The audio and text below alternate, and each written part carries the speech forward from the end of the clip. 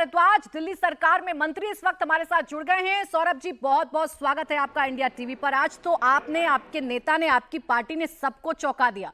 जिस मांग को लेकर पिछले 5 महीने से हल्ला बोल किया जा रहा था, वो मांग इस तरीके से पूरी होगी किसी ने सोचा नहीं था। सौरभ जी,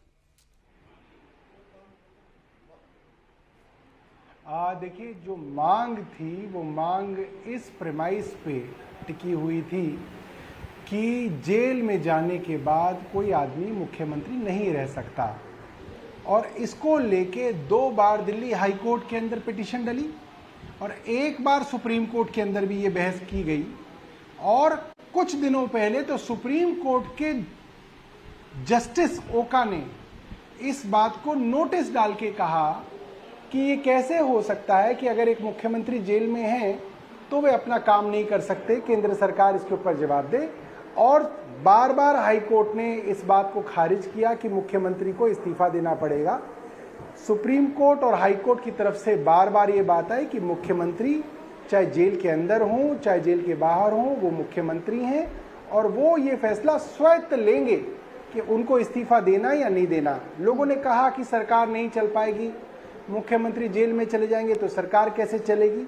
मगर ये साबित हुआ कि मुख्यमंत्री ने जेल में रहते हुए भी दिल्ली में 6 महीने तक सरकार भी चलाई, अपनी डायरेक्शंस भी लगातार अपने मंत्रियों को देते रहे। उन तक जो जो खबर पहुंचती थी उसके लिए वो उनके सुझाव और उनके निर्देश मंत्रियों को मिलते रहे और मंत्री उसके हिसाब से काम करते रहे।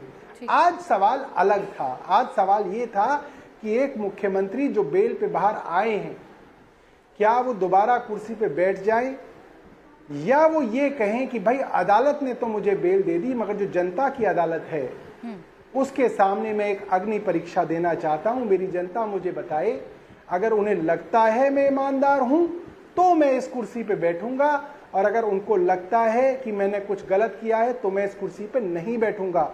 और उसी तर्ज पे उप मुख्यमंत्री मनीष सिसोदिया जी ने भी कहा, मैं भी कुर्सी पर तभी बैठूंगा, तभी उप मुख्यमंत्री बनूंगा, तभी शिक्षा मंत्री बनूंगा जब जनता की अदालत में अग्नि परीक्षा के अंदर मैं पास होकर निकलूंगा।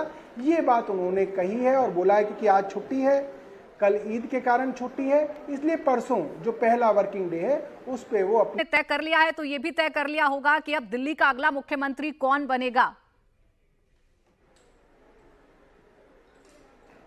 देखिए, ये फैसला एक बार जब मुख्यमंत्री जी का इस्तीफा मंजूर हो जाएगा तो विधायक दल की मीटिंग होगी और विधायक दल की मीटिंग के दौरान जो है विधायक दल अपना एक नेता चुनेगा।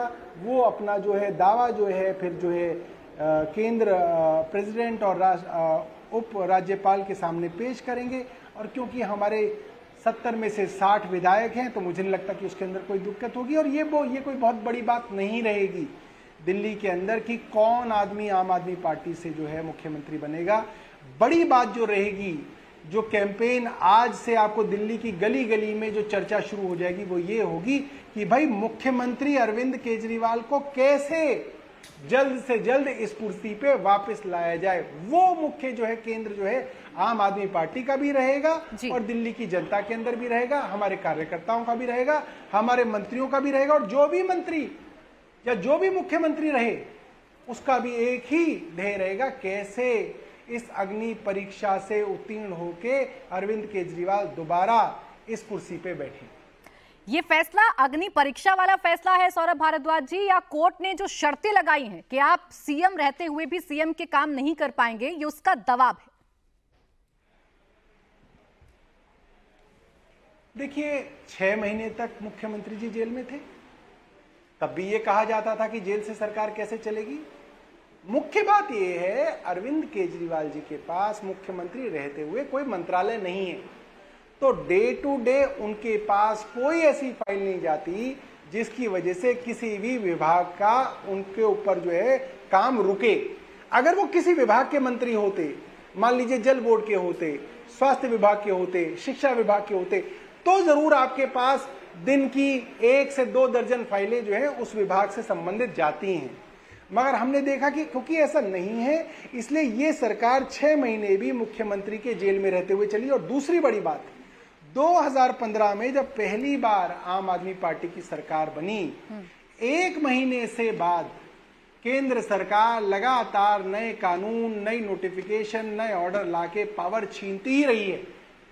बड़ी मुश्किल से सुप्रीम कोर्ट ने ये पावर मई 2023 में दी और 10 दिन बाद वो पावर केंद्र सरकार ने फिर से छीन ली। तो अरविंद केजरीवाल को मालूम है बिना पावर के भी दिल्ली के अंदर काम कैसे कराने हैं, जनता की लड़ाई कैसे लड़नी है, संघर्ष कैसे करना है। और उस संघर्ष का नतीजा है कि आज दिल्ली के अंदर चाहे सरकारी स्कूल हो, अस्पताल हो, मुफ्त तीर्थ यात्रा हो, बिजली हो, 24 घंटे मुफ्त बिजली हो, सारी की सारी सुविधाएं बिना पावर के होते हुए मुख्यमंत्री ने लड़के संघर्ष करके दिल्ली की जनता को दी।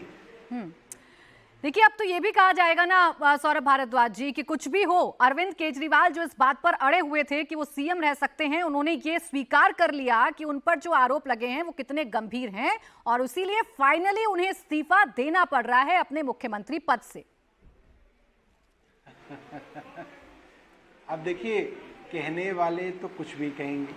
अब आप ये चाहें कि हम भारतीय जनता पार्टी के प्रवक्ताओं से सर्टिफिकेट ले आए कि अरविंद केजरीवाल ने ठीक कहा, तो वो तो नहीं मानेंगे।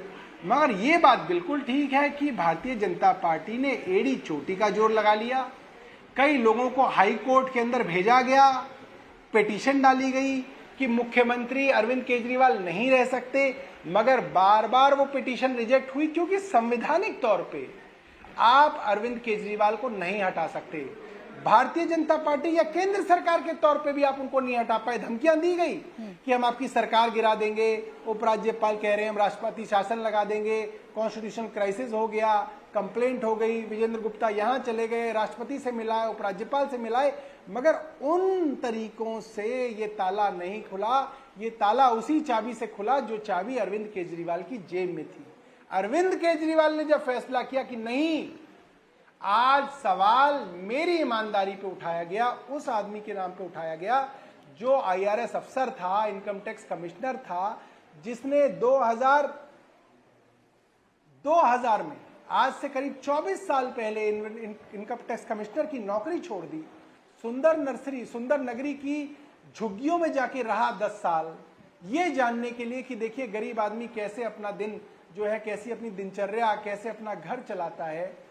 उस आदमी को 10 साल तक नहीं मालूम था कि वो एक पार्टी बनेगी, आंदोलन होगा, वो मुख्यमंत्री बनेंगे। उन्होंने तो सिर्फ त्याग की भावना से एक बड़ी नौकरी छोड़ी थी और उसके बाद मुख्यमंत्री बने। आपने देखा मुख्यमंत्री की कुर्सी भी पहली बार नहीं दूसरी बार छोड़ी है।